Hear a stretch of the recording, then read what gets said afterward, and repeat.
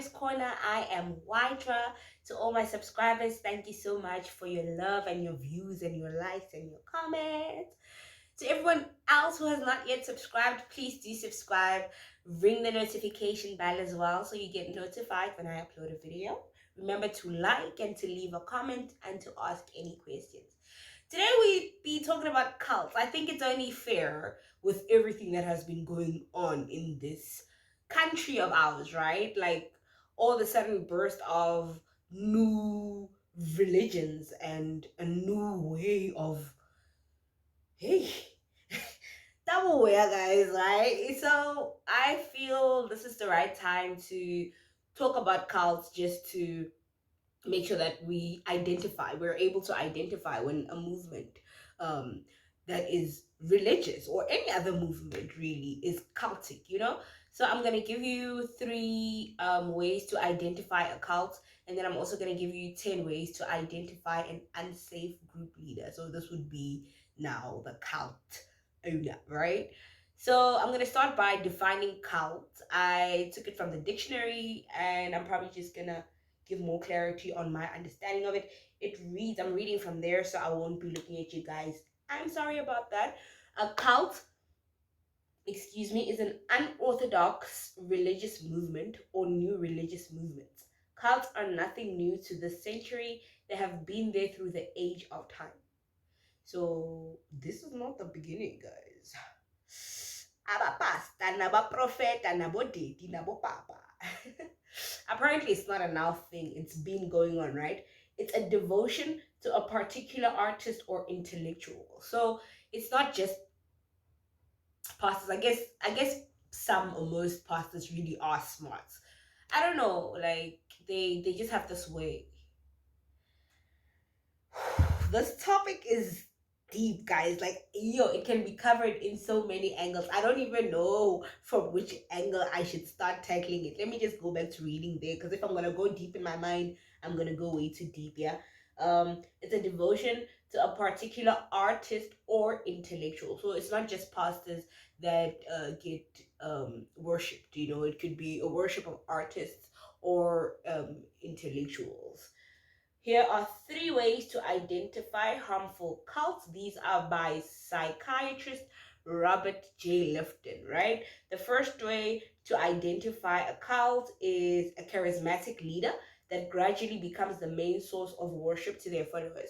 So the leader is likable, lovable. He knows what to say, when to say it, how to say it. He's good at presenting and selling whatever it is that he knows his congregation needs. And then as time moves on, the congregation no longer focuses their attention on God or the higher power. The main source of worship now becomes the pastor. So it's like now they're fixated over the pastor. Like, everywhere you go is just the pastor. Or you will see the pastor in the house, on the car, on everywhere on them. Or you must know they belong to this pastor. Like, hey man, they even go by names. They call each other even by, you know what? Number 2, second way of identifying a harmful cult,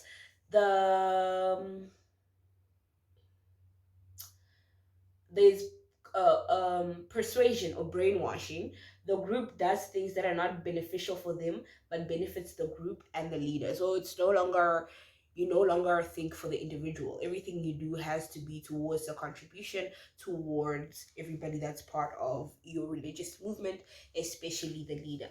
Way number 3, the members of the group get exploited by the leaders sexually, economically, physically, mentally. They just get exploited. So the leader is going to take their monies. The leader is going to make them believe that they can't do anything without the leader. And the leader is going to make them believe that, anything that's outside of him or her is wrong. It's devilish ways. Only his way is the right way. Yababona laba prophet and laba pastor. The destructiveness of these groups vary. It can range from medical neglect to child abuse, even to mass suicide. So some people even stop taking their medication, and they just like, as long as Mira and Sika, That's how you know I'm deep within. They just say as long as I'm under pastors, bang bang, whoever it is there under, I'm safe. I don't need to take my pills anymore. And then they stop taking their pills, and what happens? Some people have chronic illnesses, so it's very dangerous. People literally die because of these churches. I literally experienced a woman stop taking her diabetic pills because apparently, eh, it's deep. It's not even funny. Um, to mass suicide. So you even have congregants killing themselves. There was an incident. I just can't remember exactly what the incident was called because it goes by a particular name or where it was. However, there was an incident where the congregants killed themselves, like took their lives to benefit the church. Anyway, some cults have evolved to be seen as religious movements. I've covered that a lot. Next, I'm going to be doing the 10 signs of an unsafe group leader. Sign number 1, the leader has absolute power and is never held accountable for anything. So the leader is the dictator. Whatever the leader says goes. There's nothing anybody or anyone can say. The leader is always right. The leader's word. The leader knows everything. The leader, man. Hey! Hey! Number 2, do not question anything. Blind followers. So you don't ask questions. They'll tell you to do 1, 2, 3, and you must do 1, 2, 3 without asking why. You must just do it. Number 3, conspiracies and irrational fears of the outside world. So you start being afraid of the world and the things that are within the world, which is crazy because you are in the world. You are. Woo! I think I'm very passionate about this topic matter, but I don't want to go deep inside of it, because I don't want to be like too opinionated about it. I just want to give what it is. Members who choose to leave are seen as evil and wrong. I have experienced being part of a cult, so I thought it was church, to be honest. Then I got out unwillingly, but I got out. However, when I left, I started losing that friendship or connection or whatever it is I had with the people, and it seemed like now my way was wrong because I was not part of that organization anymore, which is cool. It is what it is. Former members tell tales of abuse and mistreatment. So members that leave tell tales of mistreatment and abuse, and it's usually the former members because they are finally getting freed of the brainwashing. The ones that are inside don't even see they're getting mistreated or abused or exploited, man. They're deep within. It's the ones that leave because now they can see who to know, man. What was that thing?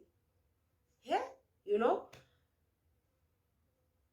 there's a fly in my studio. I hope you guys don't hear it, but it's bugging me. Bugging. So I'm sorry about the fly. I'm on sign number 6. Yes. The leader's abusive nature has been documented and published. So everybody knows what the leader is abusive. There's been reports and cases, but everybody goes, what banga? Like, no, they crazy. They just jealous of our pastor. They're just jealous of our prophet. Jealous of what? What do you mean? Your pastor, your prophet, your daddy, whoever, whatever you choose to call your leader, is literally abusing. Do you understand? Abusing. You gonna tell us we're jealous? Number 7, the members always feel like they are lacking in something. So they just feel like they're never good enough. Like there's something that's just not right. Something is just off. Number 8, the leader is always right. I think this was also number 1.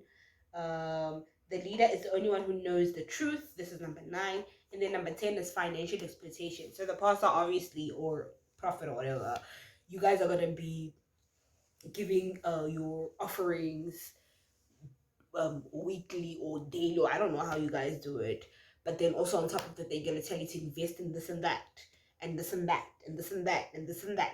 And then they're also gonna tell you, Uguti, you know what, if you're suffering from this particular type of whatever suffering it is, 10,000 get you, you know, one-on-one time with our Holy One. And you, I hope this video, I tried to make it as light-hearted as I possibly could, but I also hope it wasn't too light-hearted, because this is really a serious issue.